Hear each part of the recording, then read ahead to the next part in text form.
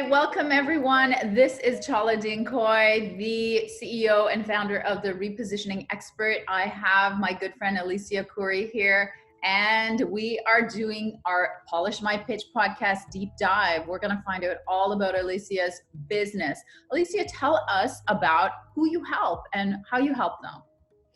I help technology companies realign the work that needs to be done, set those goals, and then align the talent that they have to those goals. So if there's mismatch, if there's projects that are being stalled, things that are not getting done the way they should be done, and goals are not being hit, I come in and help them really assess what the situation is, create these benchmarks for themselves, find out who is falling below those benchmarks, and either train them, skill them up into those positions, or if it is a real misalignment in who they are and the job that needs to be done, we look at other places in the organization where their superpowers will really shine in those situations. So that's wonderful. So I've always heard you talk about something called Audacious Confidence. Yes. What's that all about?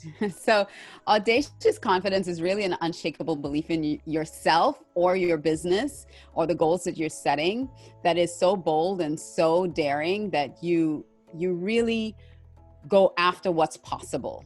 So you don't hold yourself back and you don't think, well, yeah, I would love to do this, but we really can't. It's about really stepping into that and believing that you can accomplish your goals.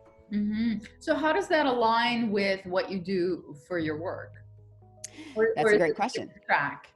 So it aligns in the sense, so I used to work a lot with individual entrepreneurs, solopreneurs, and since making the shift into more corporate, it really aligns when people know what their strengths are and they're able to be really confident in what they do because of those strengths, and stop trying to do things that you're not necessarily wired to do. A lot of times we get into a situation in business and there's a difference between being afraid of tackling something so you can be confident that you have the skill set to do it versus just being misaligned with it. And I'll give you a quick example with that is there are some leaders of leader, if you're a manager or leader, an executive, that you are a visionary. You have, you get a lot of ideas. You're very quick with problem solving and innovating, but then people might want you to be more of the person that's stable and doesn't think outside the box, just do this. I don't need you to think about different ways of doing it. Just do it this way and we'll be good. And so that's a misalignment because you're naturally wired to think outside the box. You're naturally wired to create different solutions, different scenarios. And if you are stifled into doing things one way and one way only, then it breaks your creativity. You start feeling like you're not really valued for who you are, and then you're not really happy, healthy, or confident in the job that you're doing because you can't really operate at the level that you can, if that makes sense. Mm-hmm. Yeah, it's very important, especially in what you were talking about with the tech companies, right? Yes. Yeah. So what is the biggest mistakes organizations make when hiring? So hiring, and I know we're shifting a little bit from just looking at the talent that you already have and making sure they're aligned to the work that needs to be done. But there's also when you're bringing someone into a team. So team development is very, very essential to accomplishing goals. And when you're hiring someone new for a team without taking into consideration the culture and the dynamics of the team that you already have, and you bring someone in that, again, they may be able to do the work that you're asking them to do, but are they in alignment with the team and the flow of the team that you have? There's something in team dynamics called inertia and synergy. So we're always looking for synergy in a team. But if you're bringing people into a team that's too similar, then you end up with inertia, and that's also what stalls. You have project overruns, and it stalls that project from moving forward because everybody's kind of doing the same thing. They all think the same way. They're all doing the same thing, and there's nobody in there that's pushing them to the deadline, like making sure that the deadline happens. So you have to really look at team dynamics when you're bringing people in, when you're hiring people for a team. Don't just look at their qualifications and they can do the job, but how are they going to fit into the culture of the team that you already have that's successful? So could you tell kind of like a story of someone you've helped around that? Around building a stronger team. Well, I can tell you a story about team dynamics with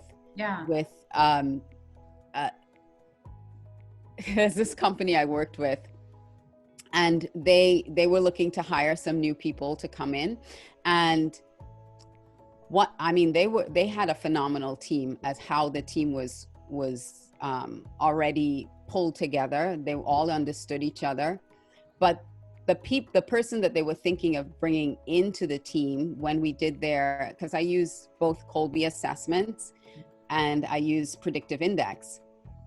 So predictive index is behavioral and Kolbe is cognitive. And just to give you a little background of that is there are three parts of the mind. There's the cognitive, there's the affective, and then there's the cognitive. The affective is more around personality and behavior and everything. And then the cognitive is really your innate drives, your innate talent, how you were wired to naturally do things. And so when I assessed this new person that they were bringing into their team, the challenge was that this person was an out-of-the-box thinker, much like the CEO of the company. And so they weren't necessarily going to adhere to the structure that was already there. They are going to want to be more of a maverick, more of someone who's always going to, maybe we should do this and we need to do this, instead of filling in with the flow of what was happening already. And again, if you need someone to shake up a team, to bring someone in that has more of that maverick, that kind of, quick start energy, let's go, then that's great. But if a team is already functioning, so this team was already functioning and they decided to not put that person in this team, but they decided to hire them to do something completely different. So if your team is working, and you really need to fill a position in that team, sometimes you can look at all the strengths of the team. And if there's something that's missing that you really want to improve the dynamics of that team, then you don't necessarily have to hire someone permanently to come in on that team, but you can look for other people in your organization that has that particular strength to come in on meetings or just for certain times to bring that energy that you need into that team, that they're not going to be working in that team full time. So there's always that's what we call borrowing strengths from other areas. So you can borrow that strength to come in on the team to achieve just a specific thing, but they don't become a part of the permanent team. And I think sometimes people don't see that they can take a strength here, use it for the time that you need it, and then let them go back to what they're normally doing, instead of just hiring a completely new person to bring in to the team. A great idea. That is a great idea. So how can you tell if you're misaligned with the goals of the organization or your team? So if you're experiencing things like absenteeism, high turnover, presenteeism. So sometimes people are at work, but they're not at work. Like they're just doing busy work. The body is there. Yes. And they're just doing busy work, but they're not really accomplishing or achieving anything. Then there is misalignment, because back to what I was talking about with, I'm just doing this to do this, and they're not really utilizing I just don't feel valued here. I don't feel like I have purpose here, because I'm not getting to do what really excites me. And that's when using behavioral and brain science and understanding the strength of the people that you have can really change an organization, because there are things that they can do that you're not even aware that they can do. And you're busy hiring people, bringing people in, when you already have that talent resident inside of your organization and you're just not utilizing it. That's a pretty good sign, huh? A Yeah. presenteeism. I love that word. Presenteeism, like there, but not really there. They're there, but every day it's like, what did you do today? I don't know. I don't know what happened. Instead of, yeah, go ahead. no, I said, instead of coming to work and saying, oh my gosh, you know, today we got to do this, and we, you know, and there's excitement in the organization, and they can't wait to get to work, and they can't wait to achieve the next thing that you have going on. That's the culture you want to instill and develop in your company, that people are excited to come into work. Yeah. And then I bet productivity is through the roof if that's through the roof at that point. Yep. Yeah. So how does behavioral science and data impact company culture? These are such sort of newfangled ideologies for your typical corporation, not the big ones. They figure that out, but you know, maybe the middle guys, right? Middle-sized guys. Middle-sized companies. Absolutely. And even some of the big guys. And I'll tell you, if we have time, about Nissan recently, what they did. But some of the mid-sized companies, you're absolutely right. They're like doing what their predecessors did, I guess. You know, they're just doing what they've seen done, and not taking an advantage of this opportunity for using behavioral science and brain science to understand, like I was saying, the talent that you have in a person, instead of just hiring for this one thing, understanding that the full abilities of what someone can do.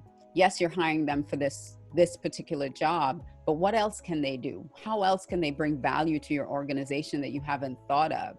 You know, someone who is very process oriented, like they know how to create systems and processes, and you hire them for systems and processes, but you don't even know that they're a great researcher, that they can just research the heck out of something and get you the data that you need in order to improve your processes, or that they have this kind of quick start energy in them, that they can bring very creative and innovative ideas to a project. Yes, keep them doing their processes and systems and checks and compliance and all of that. But when you're thinking about innovating something, then you know who on your team is a great brainstormer and innovator, that you can bring them in. Okay, we have this idea for this new initiative. What are your thoughts? And have them really, you know, give them that opportunity, instead of just keeping them in one role all the time. Again, that's that borrowed talent. You can bring them in and out of meetings just to help get a different perspective. And another thing about that a lot of organizations, when you're talking about culture, is really being able to assess, do these blind surveys in your organization to assess culture. Because if you're a leader, if you're a CEO, you may not know what's happening way down in your organization. You may not know if your message, your big vision for the culture of your organization is being translated down the ranks. And by doing blind surveys and really assessing different teams, different departments, and knowing, this is your opportunity to know what's happening in your organization without counting on a manager or a leader in that team to report back to you what's happening. Let the people report back to you. And when you have blind surveys, people feel comfortable to tell you the truth and not feel like they're going to be reprimanded or face consequences. Because if they go to HR knows who they are. You know, if they go to, but if you do blind surveys in your organization, then you get to see what is really, really happening. And I bet I saw your thing on Ellen, your piece on Ellen. I bet if they were doing blind surveys, they would have known that there's a culture issue and be able to handle it in a different way instead of it coming out in the media. So you can get ahead of certain things if it's happening, because sometimes there are managers that don't want to listen and don't want to hear, and the manager's the problem.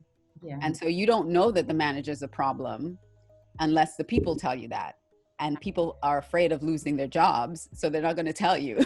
So blind surveys are a great way to keep up on the culture, if it is really as you think it is, or if everybody's just telling you what you want to hear. Yeah, for sure. So how can people reach you? This has been so important, especially during COVID, when people are losing their jobs or they're trying to find new jobs.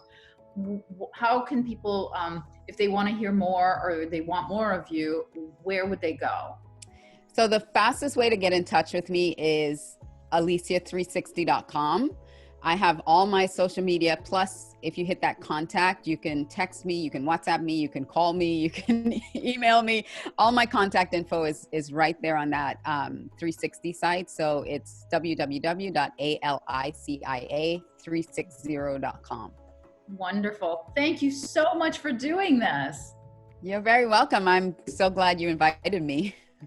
I am too. All the best. Thanks, everyone. Thank you.